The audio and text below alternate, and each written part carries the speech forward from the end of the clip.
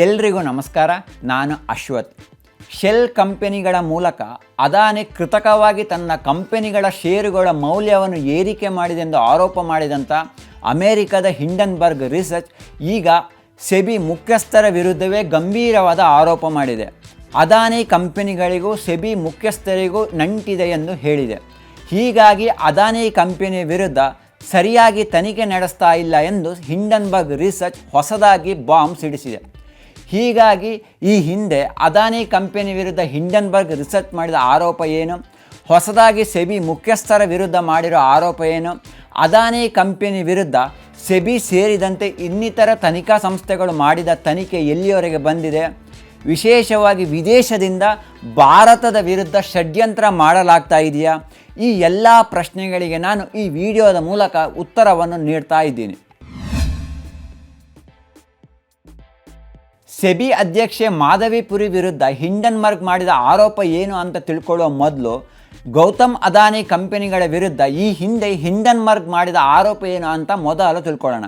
ಗೌತಮ್ ಅದಾನಿ ಸಮೂಹ ಮಾರಿಷಸ್ ಮೂಲದ ಶೆಲ್ ಕಂಪನಿಗಳ ಮೂಲಕ ಕೃತಕವಾಗಿ ಷೇರು ಮಾರುಕಟ್ಟೆಯಲ್ಲಿ ತನ್ನ ಕಂಪನಿಗಳ ಷೇರುಗಳ ಮೌಲ್ಯವನ್ನು ಏರಿಕೆ ಮಾಡ್ತಾ ಇದೆ ಅಂತ ಹಿಂಡನ್ಬರ್ಗ್ ಆರೋಪ ಮಾಡಿತ್ತು. ಅಷ್ಟೇ ಅಲ್ಲದೆ ಇದು ಅಕ್ರಮ ಅಂತ ಹೇಳಿತ್ತು. ಈ ವರದಿ ಪ್ರಕಟವಾದ ನಂತರ ಭಾರತದಲ್ಲಿ ಕೋಲಾಹಲ ಎಬ್ಬಿತ್ತು. ವಿಪಕ್ಷಗಳು ಈ ಕಂಪನಿಗಳ ವಿರುದ್ಧ ತನಿಖೆ ನಡೆಸಬೇಕೆಂದು ಆಗ್ರಹಿಸಿತು. ಕೊನೆಗೆ ಈ ಪ್ರಕರಣ ಸುಪ್ರೀಂ ಕೋರ್ಟ್ ಮೆಟ್ಟಿಲೇರಿತು. ಅಷ್ಟೇ ಅಲ್ಲದೆ ಇಡಿ, ಸೆಬಿ ಮತ್ತು ಸುಪ್ರೀಂ ಕೋರ್ಟ್ ನೇಮಕ ಮಾಡಿದಂಥ ತನಿಖಾ ಸಂಸ್ಥೆ ಸಹ ಅದಾನಿ ಕಂಪನಿಯ ಮೇಲೆ ತನಿಖೆಯನ್ನು ನಡೆಸಿತು. ಈಗ ಹಿಂಡನ್ಬರ್ಗ್ ಮಾಡಿದ ಆರೋಪ ಏನು ಅಂತ ಅಂದರೆ, ಬರ್ಮುಡಾ ಮತ್ತು ಮಾರಿಷಸ್ ಕಂಪನಿಗಳೊಂದಿಗೆ ಅದಾನಿ ಸಮೂಹ ವ್ಯವಹಾರ ನಡೆಸ್ತಾ ಇದೆ.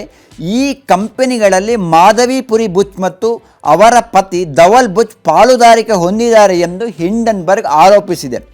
ಈ ಕಾರಣಕ್ಕಾಗಿ ಅದಾನಿ ಕಂಪನಿಯ ಮೇಲೆ ಸೆಬಿ ಸರಿಯಾಗಿ ತನಿಖೆ ನಡೆಸ್ತಾ ಇಲ್ಲ ಅಂತ ಹಿಂಡನ್ಬರ್ಗ್ ಈಗ ಗಂಭೀರವಾದ ಆರೋಪವನ್ನು ಮಾಡಿದೆ.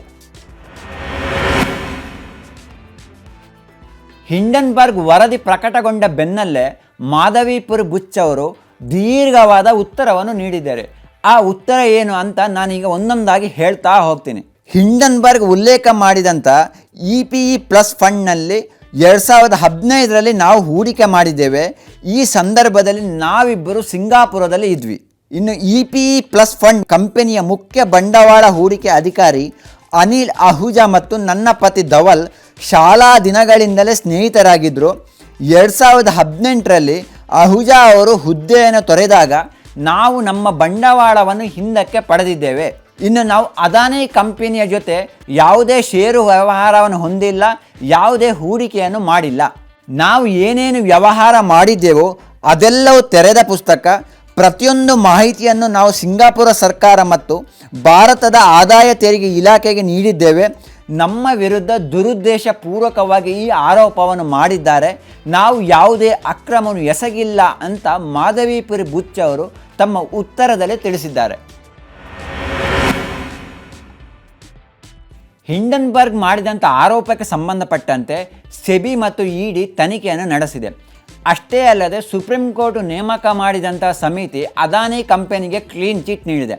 ಇನ್ನು ಮಾರಿಷಸ್ ಸರ್ಕಾರ ಅಲ್ಲಿನ ಸಂಸತ್ತಿಗೆ ಉತ್ತರ ನೀಡಿದ್ದು, ಮಾರಿಷಸ್ನಲ್ಲಿ ಯಾವುದೇ ಶೆಲ್ ಕಂಪನಿಗಳಿಗೆ ಅನುಮತಿ ಇಲ್ಲ. ಯಾವುದಾದ್ರೂ ಕಂಪನಿಗೆ ನಾವು ಅನುಮತಿ ನೀಡಿದರೆ ಅದನ್ನು ಶೆಲ್ ಕಂಪನಿ ಅಂತ ಹೇಳೋದು ಸರಿಯಲ್ಲ ಅಂತ ಹೇಳಿತ್ತು. ಇನ್ನು ಸೆಬಿ ಹಿಂಡನ್ಬರ್ಗ್ ಆರೋಪ ಮಾಡಿದಂಥ 24 ಆರೋಪಗಳ ಪೈಕಿ 22 ಆರೋಪಗಳ ತನಿಖೆ ಪೂರ್ಣಗೊಂಡಿದೆ. ಒಂದು ತನಿಖೆ ಈ ಮಾರ್ಚ್ನಲ್ಲಿ ಪೂರ್ಣಗೊಂಡಿದ್ದರೆ ಇನ್ನೊಂದು ತನಿಖೆ ಈಗಾಗಲೇ ನಡೀತಾ ಇದೆ ಅಂತ ಸೆಬಿ ಉತ್ತರವನ್ನು ನೀಡಿದೆ. ಇನ್ನು ಇಡಿ ತನಿಖೆಯ ವೇಳೆ ಸ್ಫೋಟಕ ಮಾಹಿತಿಗಳು ಪ್ರಕಟವಾಗಿದ್ದವು. ವಿದೇಶಿ ಬಂಡವಾಳ ಹೂಡಿಕೆದಾರರು ಮತ್ತು ವಿದೇಶಿ ಸಾಂಸ್ಥಿಕ ಹೂಡಿಕೆದಾರರು ಸೇರಿದಂತೆ 1 ಡಜನ್ ಕಂಪನಿಗಳು ಅದಾನಿ ಗ್ರೂಪಿನ ಷೇರುಗಳನ್ನು ಕಡಿಮೆ ಬೆಲೆಗೆ ಮಾರಾಟ ಮಾಡಿ ಲಾಭ ಮಾಡಿಕೊಂಡಿದ್ದೇವೆ ಎಂದು ವರದಿಯಾಗಿತ್ತು. ಹಿಂಡನ್ಬರ್ಗ್ ವರದಿ ಜನವರಿ 24ರಂದು ಪ್ರಕಟವಾಗಿತ್ತು. ವರದಿ ಪ್ರಕಟವಾಗ 2-3 ದಿನಗಳ ಹಿಂದೆ ಕೆಲ ಕಂಪನಿಗಳು ಶಾರ್ಟ್ ಸೆಲ್ಲಿಂಗ್ ಮಾಡಿವೆ. ಅದರಲ್ಲೂ ಕೆಲ ಕಂಪನಿಗಳು ಇದೇ ಮೊದಲ ಬಾರಿಗೆ ಶಾರ್ಟ್ ಸೆಲ್ಲಿಂಗ್ ಮಾಡಿದೆ ಎಂದು ಇಡಿ ಜುಲೈನಲ್ಲಿ ಸಲ್ಲಿಸಿದ ತನಿಖಾ ವರದಿಯಲ್ಲಿ ಸೆಬಿಗೆ ತಿಳಿಸಿದೆ ಎಂದು ವರದಿಗಳು ಪ್ರಕಟವಾಗಿದ್ದವು. ಶಾರ್ಟ್ ಸೆಲ್ಲಿಂಗ್ ಹೂಡಿಕೆಯ ತಂತ್ರವಾಗಿದ್ದು ಇದನ್ನು ಭಾರತ ಸೇರಿದಂತೆ ವಿಶ್ವದೆಲ್ಲೆಡೆ ಮಾಡ್ತಾರೆ. ಇದು ಅಕ್ರಮ ಎಂದು ಪರಿಗಣನೆ ಮಾಡಲ್ಲ. ಹೀಗಾಗಿ ಬಹುತೇಕ ಹೂಡಿಕೆದಾರರು ಶಾರ್ಟ್ ಸೆಲ್ಲಿಂಗ್ ಮಾಡ್ತಾ ಇರ್ತಾರೆ. ಮುಂದಿನ ದಿನಗಳಲ್ಲಿ ಕಂಪನಿಯ ಷೇರು ಮೌಲ್ಯ ಕುಸಿಯಬಹುದು ಎಂಬುದನ್ನು ಮೊದಲೇ ಊಹಿಸಿ ನಿಗದಿತ ಬೆಲೆಗಿಂತ ಕಡಿಮೆ ಬೆಲೆಗೆ ಮಾರಾಟ ಮಾಡಿ ಆ ನಂತರ ಆ ಕಂಪನಿಯ ಷೇರು ಕುಸಿತಗೊಂಡಾಗ ಅವುಗಳನ್ನು ಕಡಿಮೆ ಬೆಲೆಗೆ ಮರು ಖರೀದಿಸಿ ಲಾಭ ಮಾಡೋದಕ್ಕೆ ಶಾರ್ಟ್ ಸೆಲ್ಲಿಂಗ್ ಅಂತ ಕರೀತಾರೆ. ಇದು ಒಂದು ರೀತಿಯಲ್ಲಿ ಅಪಾಯದ ಕಾರ್ಯಾಚರಣೆ. ಒಂದು ವೇಳೆ ಷೇರುಗಳ ಮೌಲ್ಯ ಕಡಿಮೆ ಆಗದೇ ಇದ್ದರೆ ಶಾರ್ಟ್ ಟ್ರೇಡರ್ಗಳಿಗೆ ಭಾರಿ ಸಂಕಷ್ಟ ಎದುರಾಗುತ್ತೆ. ಈಗ ನಾನು ಹಿಂಡನ್ಬರ್ಗ್ ವರದಿಗೆ ಬರ್ತೀನಿ.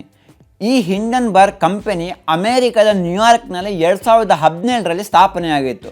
ಈ ಹಿಂಡನ್ಬರ್ಗ್ ರಿಸರ್ಚ್ ಇದೊಂದು ಶಾರ್ಟ್ ಸೆಲ್ಲಿಂಗ್ ಕಂಪನಿಯಾಗಿದೆ. ಮತ್ತೊಮ್ಮೆ ಹೇಳ್ತೀನಿ, ಇದು ಶಾರ್ಟ್ ಸೆಲ್ಲಿಂಗ್ ಕಂಪನಿ. ಅದಾನಿ ಕಂಪನಿಯ ಮೇಲೆ ಹಿಂಡನ್ಬರ್ಗ್ ವರದಿ ಮಾಡಿದ ನಂತರ ಅದಾನಿ ಕಂಪನಿಗಳ ಷೇರುಗಳ ಮೌಲ್ಯ ಬಹಳಷ್ಟು ಕುಸಿತವಾಗಿತ್ತು. ಈ ಸಂದರ್ಭದಲ್ಲಿ ಹಿಂಡನ್ಬರ್ಗ್ ಲಾಭ ಮಾಡಿದೆ ಅಂತ ಹಲವು ಮಾಧ್ಯಮಗಳು ವರದಿಯನ್ನು ಮಾಡಿದ್ದೇವೆ. ಅದಾನಿ ಅಲ್ಲದೆ ಈ ಹಿಂದೆ ಹಲವು ಕಂಪನಿಗಳ ಮೇಲೆ ಹಿಂಡನ್ಬರ್ಗ್ ರಿಸರ್ಚ್ ಮಾಡಿ ವರದಿಯನ್ನು ಪ್ರಕಟ ಮಾಡಿತ್ತು. ಉದಾಹರಣೆಗೆ ಟ್ವಿಟ್ಟರ್ ಕಂಪನಿಯ ವಿರುದ್ಧವೂ ಹಿಂಡನ್ಬರ್ಗ್ ರಿಸರ್ಚ್ ಪ್ರಕಟ ಮಾಡಿತ್ತು.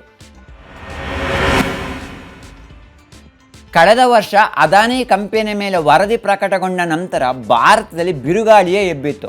ವಿಪಕ್ಷಗಳು ಅದಾನಿ ಕಂಪನಿಯ ಮೇಲೆ ತನಿಖೆ ನಡೆಸಬೇಕು ಅಂತ ಆಗ್ರಹಿಸಿದರೆ ಅದಾನಿ ಕಂಪನಿ ಭಾರತದ ಮೇಲೆ ಮಾಡಿರುವ ಇದು ವ್ಯವಸ್ಥಿತ ಕುತಂತ್ರ ಎಂದು ಆರೋಪಿಸಿತು.